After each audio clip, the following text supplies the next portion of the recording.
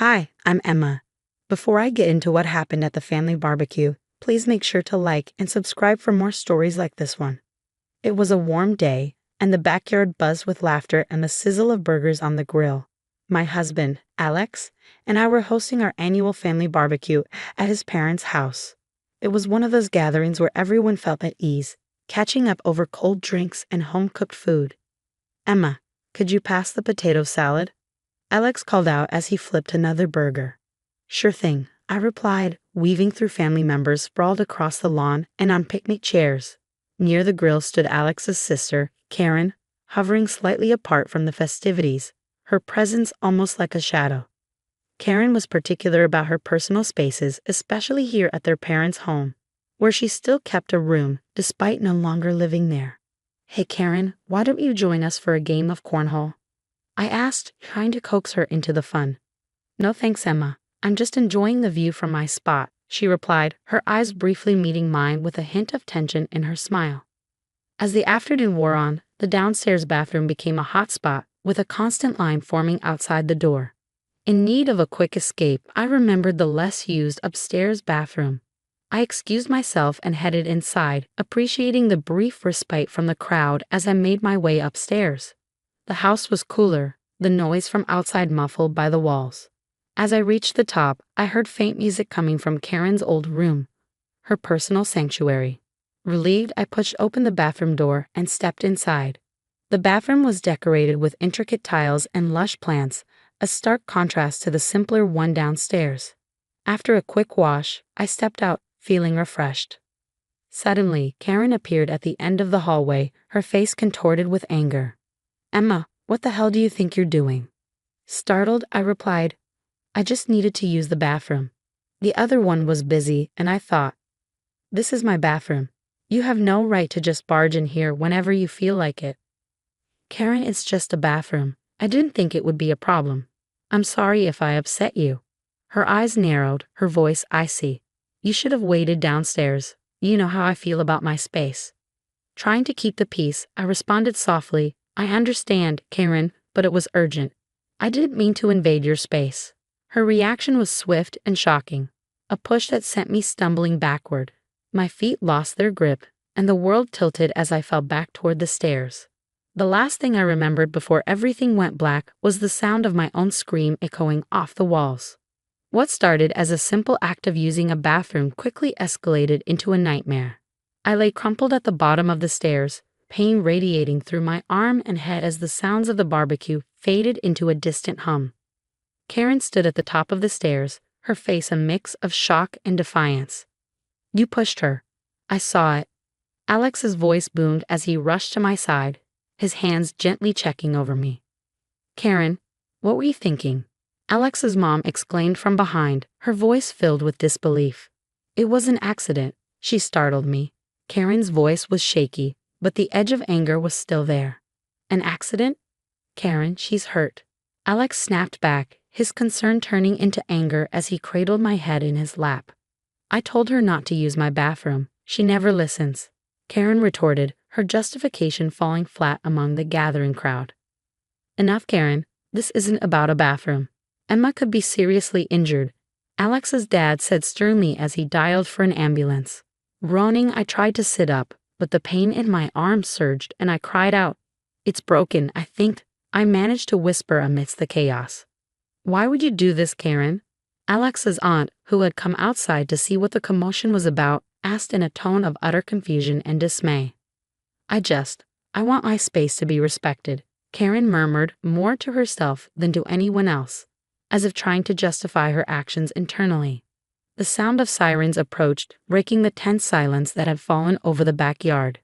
Paramedics rushed in, stabilizing my arm and preparing me for the hospital. Alex stayed by my side, his hand squeezing mine, a silent promise of support. As I was wheeled away, I caught a glimpse of Karen, isolated by her actions, as family members gathered in small clusters, discussing what had just transpired. Their faces were etched with anger, shock, and disappointment. This can't just be brushed under the rug, Alex whispered to his father, his voice filled with a resolve that told me this incident would forever alter our family dynamics. The last thing I saw before the ambulance doors closed was Karen's conflicted face watching me leave, and Alex's reassuring glance, letting me know that no matter what, we were in this together. The sterile smell of the hospital mingled with the dull ache in my arm as I lay in the bed, my head still spinning from the fall and the medication. Alex hovered nearby, his face a mixture of worry and anger. "I can't believe Karen would go this far. It's insane," he muttered, pacing back and forth. "Alex, have you spoken to your parents? What's everyone saying?" My voice was weak, but I needed to know. "Some are saying it's just a big misunderstanding, that Karen didn't mean it. But how can anyone justify pushing someone down the stairs?" His voice cracked with frustration. "I know it's hard, she's your sister. But Alex, she hurt me badly," I said, trying to sit up, wincing as pain shot through my arm. Alex rushed over, gently pushing me back onto the pillows. "I know. I'm so sorry, Emma. I can't wrap my head around it." Just then, my phone buzzed with a message from Alex's cousin, Jenny. "Emma, we're all shocked. Some of the family are siding with Karen, saying you provoked her by not respecting her boundaries." Reading it aloud, I felt a surge of frustration. Provoked? By using a bathroom? That's absurd. I don't care what they say. I'm with you. This isn't something we can just sweep under the carpet, Alex assured me, squeezing my hand. The door opened and Dr. Martin walked in, his expression serious. "How are we feeling, Emma? We've got your x-rays back. You have a clean break in your forearm, but thankfully no serious head injuries. We're setting you up for a cast and you'll need plenty of rest." "Thank you, doctor. Do you know when I can go home?" I asked, eager to leave the hospital despite everything. "Tomorrow, if everything looks good overnight. We want to make sure there are no complications from the concussion." As Dr. Martin left, Alex sat down next to me, his eyes somber.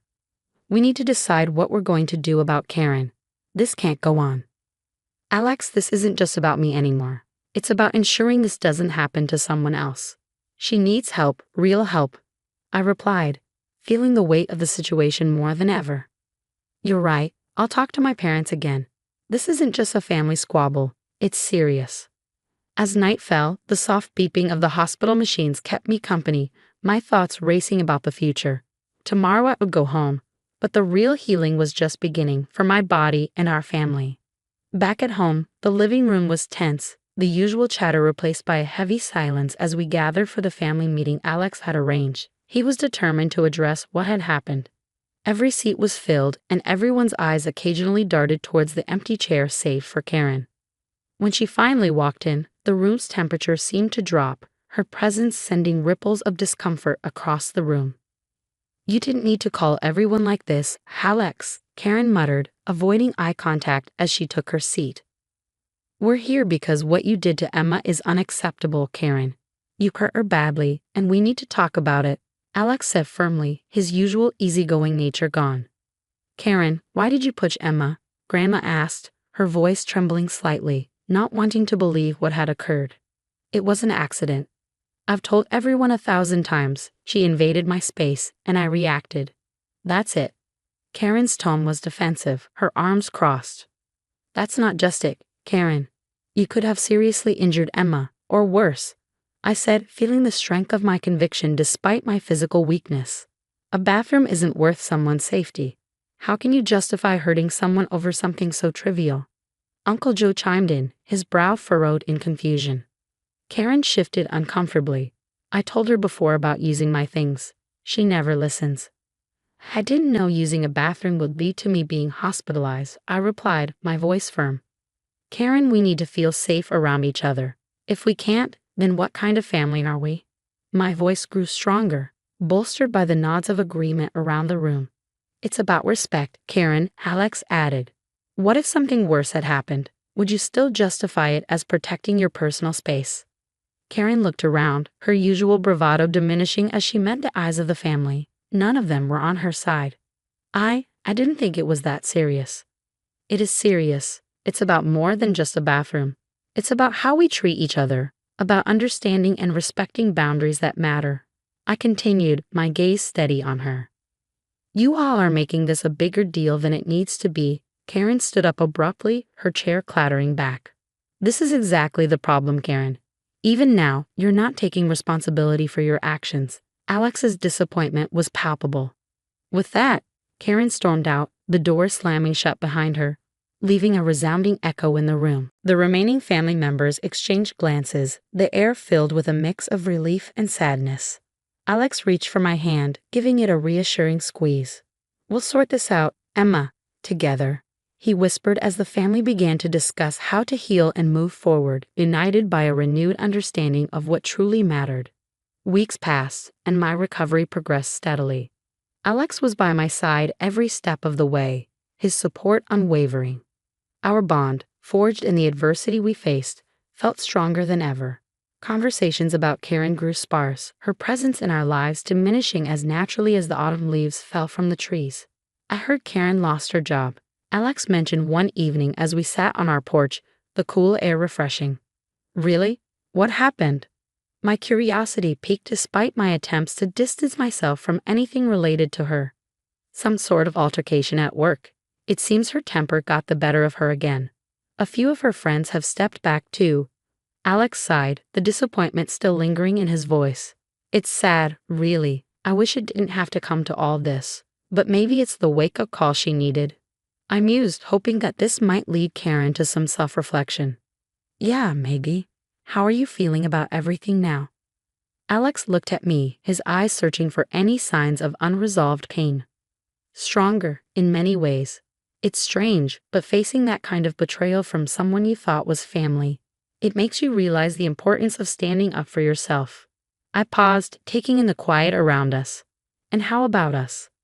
Alex reached for my hand, his touch warm and comforting. "We good, Alex. Better than good. This whole ordeal made me see just how lucky I am to have you," he said with a smile that spread across my face, reflecting the deep-seated peace I felt. As the days turned into weeks, the impact of Karen's actions reverberated through her life, leaving her isolated from those she once held close. It was a harsh reality brought on by her own choices. One afternoon, my mom called. "I just wanted to check on you, dear, and to tell you that we've all learned a lot from what happened. It's brought us closer, made us more aware of what's truly important." "I feel that too, Mom. It's been a tough lesson, but a necessary one," I replied, the conviction in my voice stronger than ever. Reflecting on everything, I realized the power of self-respect and the vital importance of boundaries. What happened with Karen was a test of my resolve, but it also showcased the resilience not just of an individual, but of a family willing to confront and address toxic behavior. Sitting back, I looked at Alex, feeling an overwhelming sense of gratitude. Life would move forward, and while the scars remained, they were a testament to a battle fought and won against toxicity, ensuring a safer, happier existence for both of us. As I turned my gaze back to the sunset, I knew this wasn't just the end of a painful chapter, but the beginning of something new, something better, forged from the lessons of the past. Now that the story has reached its conclusion, I'd love to hear your thoughts. What do you think about setting personal boundaries within a family? Is there a point where enforcing these boundaries can go too far, or should personal space always be respected, no matter the context? I'm really interested in hearing your opinions, so please share your thoughts in the comments below. If you enjoyed this video and want to see more content like this, don't forget to like and subscribe to the channel. Your support means a lot and helps us keep bringing you stories that spark conversation and thought.